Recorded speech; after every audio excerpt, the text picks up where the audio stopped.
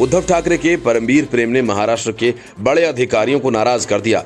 हालात यह है कि अब एक बड़े अधिकारी संजय पांडे ने सरकार की नीतियों से परेशान होकर छुट्टी पर जाने की धमकी तक दे डाली। महाराष्ट्र राज्य सुरक्षा निगम के डीजी संजय पांडे ने उद्धव ठाकरे के नेतृत्व वाली सरकार पर राज्य में पुलिस विभाग में पद देने के दौरान उनकी वरिष्ठता को नजरअंदाज करने का आरोप लगाया है।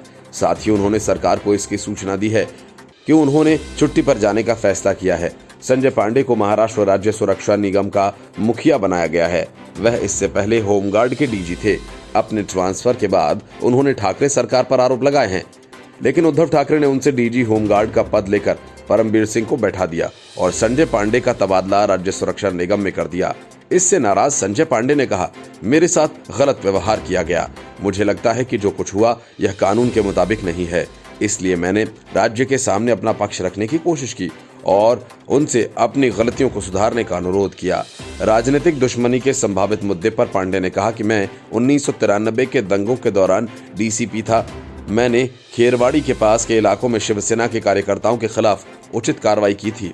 मेरे जैसे लोगों से बदला लेने के लिए ये बहुत बड़ी संस्था है। अगर ऐसा करती है तो हम सुरक्षित हाथों में नहीं हैं। उन्होंने कहा कि राज्य सरकार ने मुझे वरिष्ठ आईपीएस अधिकारियों के खिलाफ पूछताछ की जिम्मेदारी दी। मैंने उसे पूरा किया, रिपोर्ट भी दर्ज की, लेकिन जब उन्हें मुझे बड़े कार्यालय की जिम्मेदारी देनी थी तो उन्होंने मुझे उपेक्षित कर दिया, जैसे मैं कुशल नहीं था। मुझे नहीं पता कि आखिर उन्होंने ऐसा क्यों किया। पांडे ने महाराष्ट्र सरकार को भेजे गए पत्र के बारे में कहा कि मेरा पत्र मेरे साथ हुए अन्याय के बारे में बात करता है। न केवल यह कि सरकार बल्कि इस सरकार से पहले भी ऐसे अन्याय हुए थे, आज भी ये किया जा रहा है। मैंने इस सरकार के कई उदाहरणों का उल्लेख किया। नए पद का कार्यभार संभालने की बात पर उन्होंने कहा कि मेरे नए कार्यालय का कार्यभार संभालने का कोई सवाल ही नहीं है, क्योंकि मैं पहले से ही उस पद पर था। उन्होंने कहा कि जब सीपी पद खाली हो गया तो मैं वरिष्ठ था, लेकिन उन्होंने मेरी अनदेखी की। जब भ्रष्टाचार विरोधी पद खाली हो गया तो उन्होंने मेरी अनदेखी कर दी।